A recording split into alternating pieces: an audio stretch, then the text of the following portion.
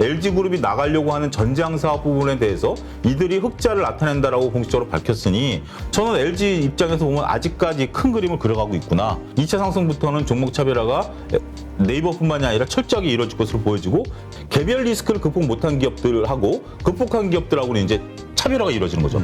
근데 과연 지금 네이버라든지 카카오도 그렇고 뭘로 돈 버는지에 대해서 우리들한테 아직 설명이 부족해요.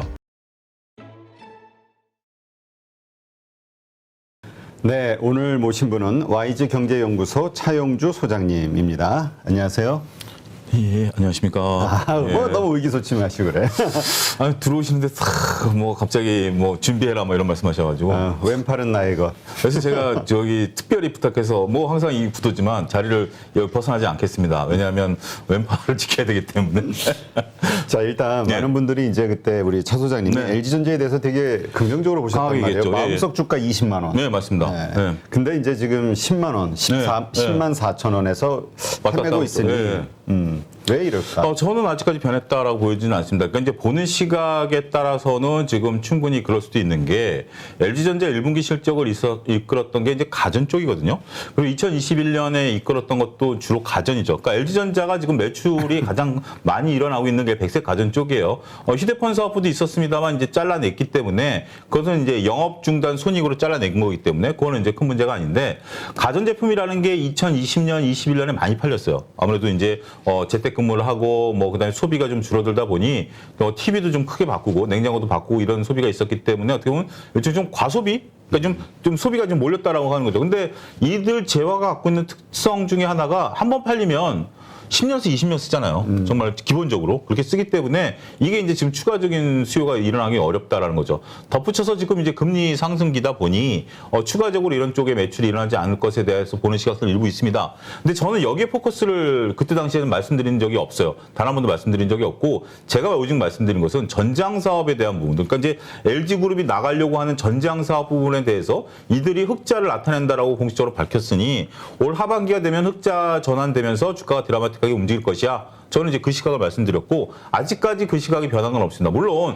주가가 떨어지고 여러 가지 리포트들이 나올 때마다 저도 긴장을 하고 지켜는 보고 있는데 전반적인 기조는 아직 바뀐 거 없다. 더군다나 최근에 저는 여기에 얘기를 더 해야 되는 게 범 LG그룹이라고 보이는 LX 세미콘이 지금 미국의 차량용 반도체 회사를 좀 인수를 하고 있고 네. 그다음에 우리나라 텔레칩스도 지금 현재 지분 투자를 하면서 이쪽에 대한 것들 영역을 넓히고 있어요. 그러니까 제가 LG그룹에 대해서 좀 크게 보는 게 그 LX 세미콘, 그러니까 LX 그룹에 이제 총수 되시는 분이 조카가 이제 총수가 되니까 1년 전에 꾸려갖고 LX 그룹으로 이제 분리 선언을 했어요. 근데 이분은 과거 자기 사촌 형이 지금 SK 하이닉스 같은 경우 과거에 LG에 있는 반도체 사업부하고 현대에 있는 반도체 사업 현대전자죠. 이게 합병해서 만든 회사 아니겠습니까? 당시에 시장에서는 LG가 먹을 것으로 봤었어요. 왜냐하면 LG 규모가 워낙 컸었고 현대는 정말 보이지 않는 규모였었는데 뭐 어찌 됐든 현대가 그거를 인수를 했고 그게 결국 SK그룹은 넘어가면서 SK 하이닉스가 됐기 때문에 그날 합병 결정이 내려진 날 뭐 이거 신문에 난 내용입니다. 포토사이트에 나온 얘기인데 모여가지고 대성통곡을 하면 술을 드셨대요. 그러니까 회사를 뺏긴 거죠. 어떻게 보면. LG에서. 네, LG에서. 이제 그런 것들을 봐왔던 분이기 때문에 이제 이 반도체를 뭐 그렇다고 해서 지금 뭐 삼성을 따라갈 수도 없고 그다음에 SK를 따라갈 수도 없고 하지만 지금 이제 시스템 반도체 분야에 있어서 이 영역이 커지니 그걸 한다라고 하면 저는 LG 입장에서 보면 아직까지 큰 그림을 그려가고 있구나. 이게 확인이 됐다라고 보여지고 제 믿음에는 아직까지 변함이 없다. 그렇게 정리해드리고 싶습니다. 네. 그렇다면 연말 정도 되면은 그 믿음이 네. 믿음이 증명이 될 것이다. 저는 그렇게 아직까지는 좀 보고 있습니다. 물론 이제 시기, 뭐 발을 뺀다라는 표현이 아니라 시기적으로 좀 늦춰질 수는 있긴 하겠습니다만 근본적으로 제가 봤던 포인트는 충분히 저는 가능하다. 저는 그렇게 말씀드리고 싶습니다. 네, 알겠습니다. 네, 일단 많은 분들이 궁금해하셔서 네. 왜냐면 그때 그렇게 시키지도 않는 그 과격하게 팔을 걸면서 그 말을 해가지고 그러니까 좀 이 사단을 일으키고 그러시니까. 그러니까 많은 분들이 제 얘기에 그렇게 귀를 기울이지. 뭐 다른 방송 나갔더니 거기에 또 댓글도 그렇게 다르시고 오한마 지금 그걸 쫓아갑니다. 뭐 이런 얘기 뭐 직설적으로 쓰셨기 때문에 얘기를 하는데 저는 그때는 말씀을 드렸습니다만 충분히 시간을 두고 말씀을 좀 드렸고 당장 다음 달에 이게 올라간다라고 말씀드린 적은 아니기 때문에 뭐 이게 핑계 아니냐 이렇게 하시는데 핑계가 아니고요. 주식이라는 것은 언제 갈지 모르는 부분들에 대한 여유는 충분히 가지셔야 돼요. 하지만 이 믿음이 만약에 흔들렸다. 그러면 제가 정말 출연 안 시켜주신다라면 제가 바지가랑이 붙들고라도 여기 나와서 분명히 제가 사과 방송 드리고 바뀐 비율을 충분히 말씀드리는 거 그거 하나는 약속드리겠습니다. 예. 그러니까 그때 그 연말에 상당히 많이 오를 것이다라고 네. 보셨던 어떤 그 기본 그 LG전자에 대한 그 신뢰, 그렇죠. 혹은 그 여러 가지 사안들 네. 이거에 대해서는 뷰는 바뀌지 않았다. 그렇습니다. 예. 알겠습니다. 아니 시장 상황이 이렇게 안 좋으니까 네. LG전자가 주가가 자꾸 하락하니까 혹시 차용주 소장님 뷰가 좀 바뀌지 않았을까? 네. 뭔가 새로운 네. 어떤 안 좋은 요소로 그렇죠. 뭐 그런 것들이 있었을 수도 있죠. 그런데 그런 게 있다라면 제가 지금 뭐 빨리 말씀드리는 게 어떻게 보면 제 도리죠. 근데 지금 아직까지는 제가 뷰를 바꾸지 않았다라는 것도 어떻게 보면 이제 뭐 그냥 뭐 자존심 문제가 아니라 이건 상황에 따라서 상황이 아직 변한 게 없다. 그 부분 말씀드리도록 하겠습니다. 네, 알겠습니다. 그다음에 이제 네이버도 지금 바닥을 찍고 이제 반등세를 보이고 좀 있는 거 보이고 있죠. 아니냐. 예. 네. 근데 저는 여전히 이거에 대해서는 불안합니다. 지금 바닥에서 올라왔다라는 것이 지금 웬만한 주식들은 1, 20%다 올라왔어요. 그러니까 지금 시장에 있어서 이게 지금 하나의 어떤 변화를 모색하려면 얘만 올라오고 다른 것이 안 올라왔다라면 변화가 있을 수 있죠. 근데 얘뿐만이 아니라 주위에 보면 다 올라와 있어요. 다 올라와 있는 상황이기 때문에 얘만 올라왔다라고 보기는 어렵습니다. 물론 얘가 그렇다면 계속 빠져야 되는 거 아니냐 이렇게 보는 시각도 있을 수 있겠습니다만 지금은 특히 이제 미국도 그렇고 우리나라도 그렇고 지난 5월 말부터 보였을 때 다 올라오는 시기예요. 다 기술적 반등, 자율적 반등 주는 시기이기 때문에 지금 저는 여기에서 의미를 두기에는 아직까지는 좀 조심스럽다라는 것이고요. 이제 이게 결정날 거 보면 이거는 올 가을쯤에 결정날 것으로 보여집니다. 왜냐하면 제가 보는 이건 시장과도 연계가 있는데요. 지금 여러분들이 보셔야 되는 게 종목들이 다 빠져 있는 상황에서 여기서 결정해야 될 게 주식 종목이 문제인 건 두 가지입니다. 하나 첫 번째 시장 리스크가 있고 종목 리스크가 있는 거죠. 그런데 지금 시장이 다 빠져 있기 때문에 이 종목 리스크가 묻혀 있어요. 시장이 다 빠지다 보니까 시장이 아무리 그러니까 시장이 빠지면 아무리 좋은 종목이라도 못 버텨요. 그런 상황이기 때문에 그러다가 이제 시장 리스크가 사라지면 개별 리스크가 없는 종목들은 올라가겠죠. 근데 저는 지금 개별 리스크를 쉽게 해소하기 어려울 것이다 라고 보기 때문에 1차 상승은 동참하지만 2차 상승부터는 종목 차별화가 네이버뿐만이 아니라 철저하게 이루어질 것으로 보여지고 그때 되면 투자자분들이 더 힘들어질 수도 있다. 무슨 얘기인 거 아니? 그러니까 시장 리스크가 사라졌을 땐 개별 리스크가 부각이 되는데 개별 리스크를 극복 못한 기업들하고 극복한 기업들하고는 이제 차별화가 이루어지는 거죠. 그런 단계가 이루어지는 게 저는 올 가을쯤 빠르면 늦어도 올 연말쯤 보기 때문에 그때는 이게 사람이 그래요. 다 같이 빠지면 나도 10% 빠지고 너도 20% 빠지고 그러면 오히려 마음 편해요. 이 심리적으로. 근데 내가 20% 먹었는데 옆에 친구를 보니까 50% 더블 먹었다? 이건 못 견뎌요. 이게 뭐 우리나라 뭐 사촌인 땅을 산 배가 아프다 이런 게 아니라 포모증후군이라는 어떤 신조어가 만들어질 정도로 인간의 특성상 나보다 저 사람이 잘났다라고 인식되는 순간 이건 못 견뎌요. 그런 시기가 저는 올 수도 있기 때문에 여러분들이 지금 각 종목에 따른 개별 리스크를 체크해야 되는 지금 중요한 시기다. 지금 힘드니까 뭐 올라도 7% 빠져도 7% 이래도 내 종목은 여전히 마이너스 40이야 50이야 이러고 있는 상황인데 절대 그렇게 넘기셔서는 안 된다라는 것도 강조드리고 싶습니다. 그 말씀은 어떻게 대응을 하라는 얘기죠? 다시 한번. 그러니까 지금 여러분들이 갖고 계신 종목이 지금 여러분들이 신경 쓰셔야 될 것은 미국의 빅스텝도 아니고요. 퀴티도 아니에요. 이거 가지고 그러니까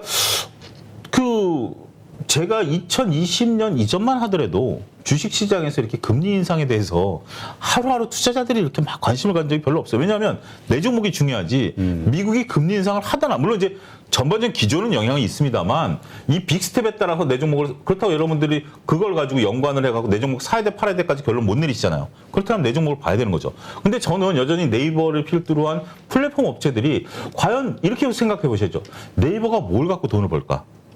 지금 인건비를 그렇게 올려달라는데 지금 제가 들은 뉴스 기사를 보면 원래 그 성남 분당 지역에 이쪽 본사들이 있잖아요. 판교. 네, 판교 뭐 이런 쪽에 저기 본사들이 있는 상태에서 얘네들이 지금 이제 그러니까 그것도 요즘 젊은 세대들은 불편한 볼멘 소리를 하는데 그래서 이 회사들이 테헤란로 강남 그 비싼 땅에다가 사무실을 두는 거예요. 그러면서 거기에서 이제 교환 근무를 할 수 있도록 그럴 정도로 지금 이쪽은 몸값이 어마어마하게 올라와 있는 상태죠. 프로그래머들. 네, 이쪽이 몸값이 뭐 평균이 뭐 1억 5천부터 시작한다면서요. 뭐 이런 모르겠어요. 3년 차가 아마 이런 정도래요. 그러니까 3년 차면 이제 뭔가 이제 사립 분별이 가능한 거죠. 1, 2년 차 같은 경우는 우리 군대 2등병 정도 되는 거고, 이제 상병, 1병, 상병 정도 되면 뭔가 일을 시킬 수 있잖아요. 그런 정도 되는 친구들이 연봉이 그 정도니 이걸 네이버가 이겨내고 수익을 창출해야 돼요. 제가 보는 건 그겁니다. 근데 과연 지금 네이버라든지 카카오도 그렇고 뭘로 돈 버는지에 대해서 우리들한테 아직 설명이 부족해요. 기존에 벌었던 거 가지고 이렇게 하면은 어차피 영업이익은 줄 수밖에 없는 줄 거니. 수밖에 없죠. 추가적으로 그걸 상쇄할 만한 돈벌이가 뭐냐? 그렇죠. 그 인건비 1억 5천 준다는데, 예를 들어서 대표님하고 저하고 같이 어떤 경쟁 업종의 사장인데 정말 이 친구 쓰면 우리 회사가 클 것 같아. 근데 이 친구가 연봉 2억 불러. 그럼 데려다 써야죠.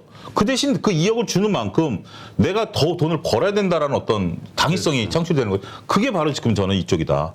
라고 지금 보고 있는 겁니다. 그렇군요. 뭐 잠깐은 말씀은 하셨지만 카카오도 같은 관점에서 봐야 될까요? 아, 카카오는 도대체 저는 카카오가 딱 이걸 안 했으면 좋겠어요. 더 뷰가 좀 안 좋으신가 봐요. 자회사 상장을 안 시켰으면 좋겠어요. 아, 자회사 상장 계속하는 한 카카오, 지금 카카오 얘기가 그잖아요. 두 가지. 지금 카카오가 뭘 하겠다라는 얘기 없고, 두 번째는 올 하반기 때 상장시키기로 한 기업 상장 여전히 시킨다라고 하고 있죠. 도대체 언제까지 지금 카카오 시총이 얼마냐면 35조입니다. 대략 유선인데, 카카오가 지금 뭐 한 8만 원대, 8만에서 8만 4천 왔다 갔다 하니까 그 높았을 때 17만 원이니까 고점이라고 하면 대략 한 70조라고 계산이 가능하죠. 지금 35조니까 대략적인 어바웃이죠. 범 카카오, 지금 카카오 엔터, 카카오 게임 뭐 이게 지금 몇 조인지 아십니까? 다 합치면 몇 조죠? 80조예요. 아, 그러면 70조였을 땐 카카오 혼자였어요. 근데 지금 다 쪼개놨잖아요. 쪼개는 거가 이제 착시현상인데 다 모아놓으면 80조예요. 그러면 카카오가 지금 싼 겁니까? 비싼 겁니까?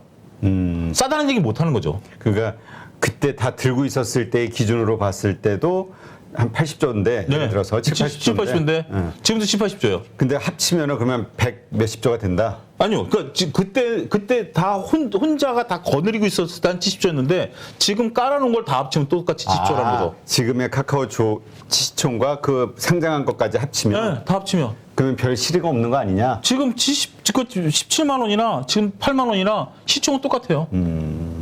그러면 얘네들이 과연 뭘로 지금 근데 지금 여러분들 지금 얘기가 나오는 게, 엊그제 제가 어떤 뭐 유튜브 썸네일을 보니까 카카오가 플랫폼이냐 뱅크냐 이거 논쟁을 하는데, 카카오 저거 카카오뱅크. 카카오뱅크. 예. 상장할 땐 지네가 플랫폼 인터넷 은행을 한다라고 했어요. 근데 지금 하고 있는 게 뭐죠? 전월세 대출한다라는 둥, 뭐 소상공인 대출한다라는 둥, 은행 역할을 하고 있어요. 근데 은행 같은 경우 토스 상장하죠. 그리고 기존 은행들 같은 경우 계속해서 지금 공격적인 영업하고 있죠. 그럼 카카오뱅크가 지금 계속 쓸 자리가 없는 거잖아요. 왜 말이 이렇게 바뀌죠? 그래서 이렇게 화가 많이 나셨나요? 아니요. 이건 화내야 돼요. 왜냐하면 아니, 근데 별명 붙여줬잖아요.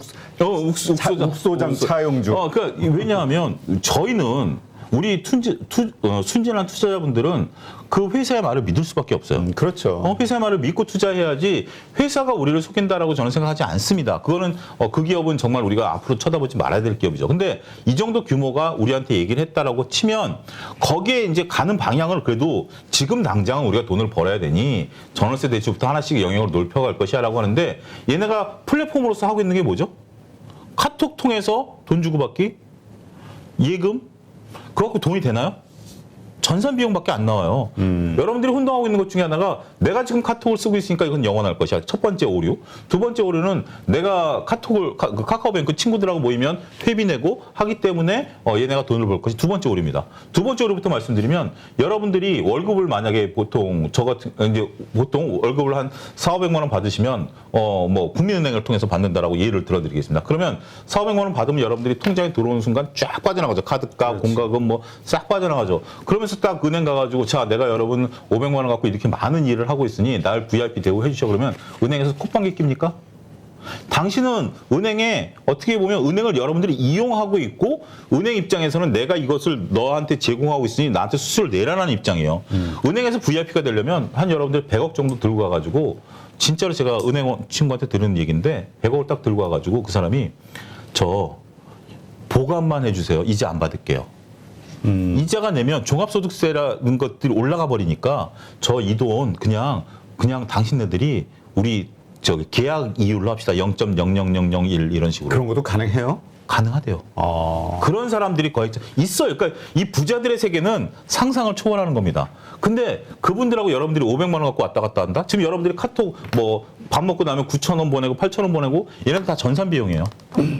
그래서 무슨 이익을 남기겠습니까? 그렇기 때문에 그다음에 카톡이 영원할 것 같다? 지금 카톡 얘기가 나오는 건 뭐죠? 수익이 안 되니까 유료화 얘기 나와요. 혹시 들어보셨는지 모르겠습니다만 유료화 나오면 대표님이나 저나 같이 나이 먹은 사람들은 쓸 거예요. 10,000원, 20,000원 내더라도. 그죠? 그 정도 쓰시죠?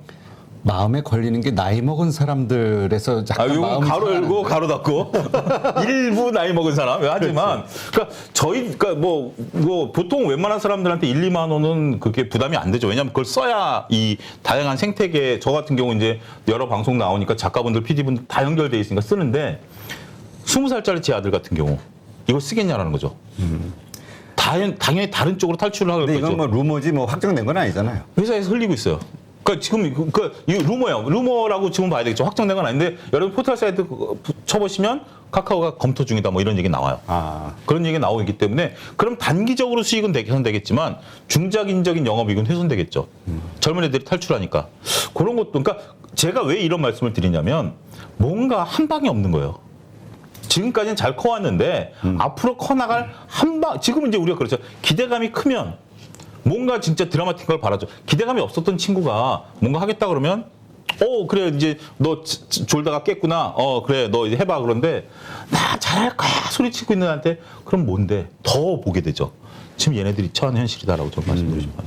우리가 작년에 이렇게 좀 돌아보면은 네이버도 그렇고요. 네. 웹툰이라든가 이런 네. 새로운 컨텐츠, K 컨텐츠와 관련된 그 기대감 이런 것들 부각이 많이 됐었잖아요. 많이 메타버스도 됐죠. 그렇고. 네, 메타버스도 그렇고.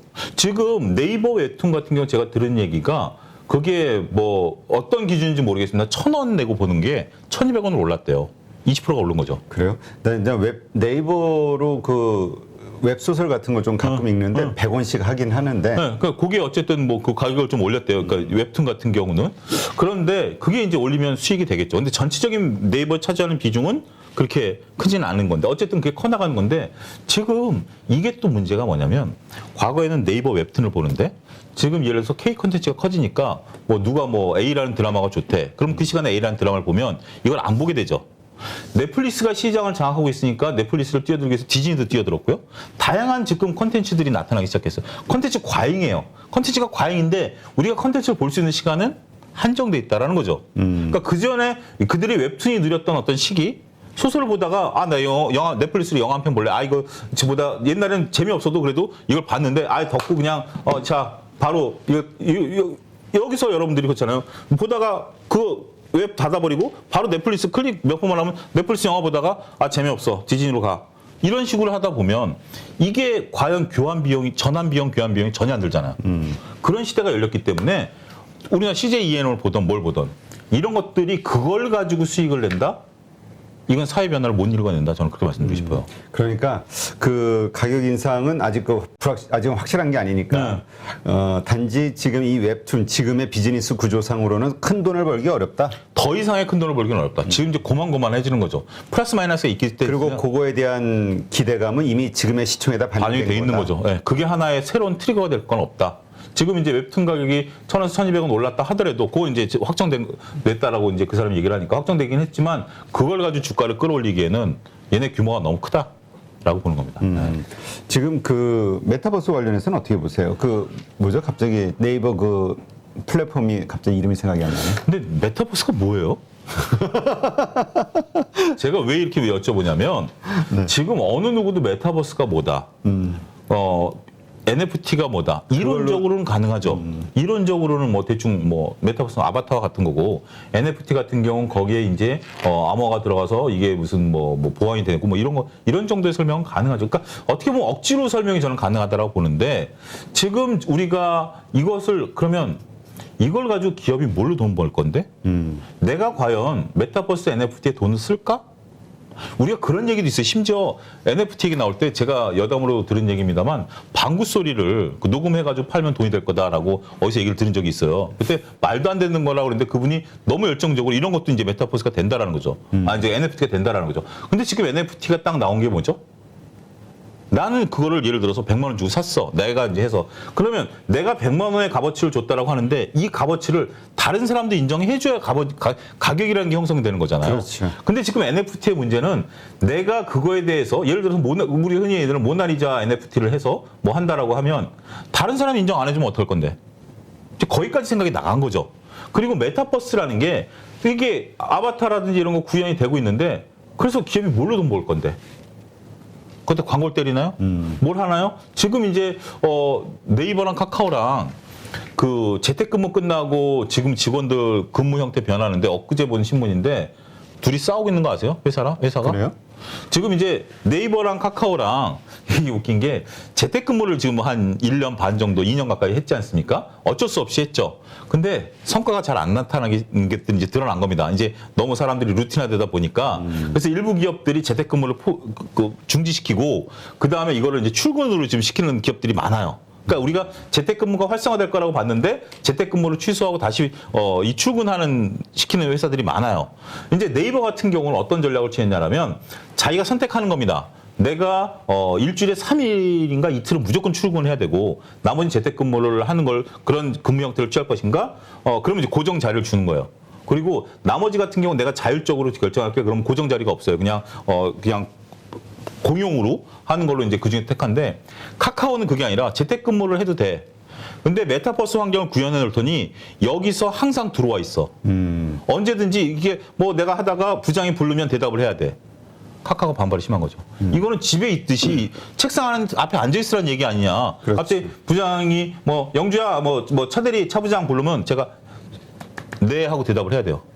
그게 왜 메타버스냐는 거죠. 그래서 카카오 지금 직원들이 엄청나게 지금 반발을 하고 있답니다. 네이버는 그래도 이해가 되는데. 그러니까 이런 것들 보면 메타버스가 어떻게 돈이 되죠? 전 모르겠어요. 그러니까 지금 우리 네이버가 가지고 있는 플랫폼 제페토, 네. 제페토가 10대들이 워낙 그걸 즐겨하니까 글로벌리 그거에 대한 가입자 숫자, 뭐 하여튼 성장성에 대한 기대감은 있으나 네. 이것이 돈으로 찍히기는 아직은 먼 얘기다. 그러니까 우리가 이제 네이버가 우리가 투자 관점에서 보게 된다라면 제 기억으로 한 70만 원 정도 갔었던 걸로 기억이 나는데 그때 당시에 이제 네이버를 저도 이제 투자를 했었는데 네이버가 주간 단위로 가입자를 발표를 했어요. 그러니까 우리가 이 가입자가 늘어나면 앞으로 모든 걸 장악할 것이야라고 봤어요. 그러다가 이제 주가가 70만 원 갔다가 한 50만 원인가 40만 원까지 떨어질 때 그다음부터 얘기 나온 게 이제 수익이에요. 수익 모델, 광고 모델 이런 거였어요. 그때 당시에 카카오는 보이지도 않았고 계속 10만 원이었고. 근데 이제 그래서 네이버가 과연 이제 라인으로 성공할 것이냐 뭐냐 막 이런 얘기하고 있었고 카카오는 보이지도 않았고 그동안 카카오는 계속 그래서 투자를 했죠. 근데 카카오가 이제 우리 했던 건 이제 카카오 택시라든지 카카오 미용실이라든지 이런 걸 통해서 뭔가 편하다 카카오가. 근데 과연 이게 돈이 될까 했는데 결국 이게 수익 모델이 되면서 확 떴고 그걸 상장을 시켜버린 거죠. 그러면서 모델이 바뀌어졌는데 지금 제테포에 대해서 가입자가 들어오는데 과연 제페토가 과연 어떤 수익을 내고 있다라고 네이버가 지금 발표하고 있는 건 제가 좀 못 봤어요. 그것도 하나의 우리 생각과 수익은 철저히 다르다. 이 점도 강조드리겠습니다. 알겠습니다. 일단 많은 분들이 워낙 메타버스라든가 이쪽이 구현하는 새로운 세상에 대해서 기대감을 크게 갖고 있고 그 가운데 이제 이 네이버나 카카오 같은 플랫폼 기업들이 승자가 되지 않겠냐. 네. 그렇게 이제 생각하고 있기 때문에 많은 분들이 또 그거에 동조하고 있고요. 그렇죠. 그러나 이렇게 또 반대편 사이드에서 네. 이런 부정적인 생각을 하고 있다는 거 또 한번 알아두시고 이거는 이제 우리 차 소장님의 개인적 의견이니까. 제 개인적인 밑에 자막 하나 넣어주십시오. 예. 아니 뭐 굳이 힘들게 자막까지는 좀 말로 그냥 때우지. 말로 예 알겠습니다. 그러니까 예. 네 비용을 많이 보시는 분들이 아끼시네요. 동의하시는 분도 있고 그렇지 않으신 분도 있을 거예요. 아니면 뭐 그래 네 생각이 틀리다라고 하더라도 한 번 더 생각하셔서 그럼에도 내 생각은 있고 네 생각 당신 생각이 내 생각이 당신 생각에 동의할 수 없어. 이것도 어떻게 보면 서로 간의 주식에 있어서 토론이라고 저는 생각을 합니다. 네, 알겠습니다. 하여튼 연말에 불상사가 좀 안 생겼으면 불상사가, 좋겠는데 예. LG전자 주식을 개인적으로 좀 계속 밑에서 좀 받치면서 근데 그럴 정도의 돈은 없어요. 그럴 정도의 돈은 올리세요. 없고 예. 네, 알겠습니다. 누구나 1시간 안에 200개 종목에서 좋은 종목을 고를 수 있는 그런 능력을 배양할 수 있도록 제가 도와드리려고 그렇게 하고 있습니다.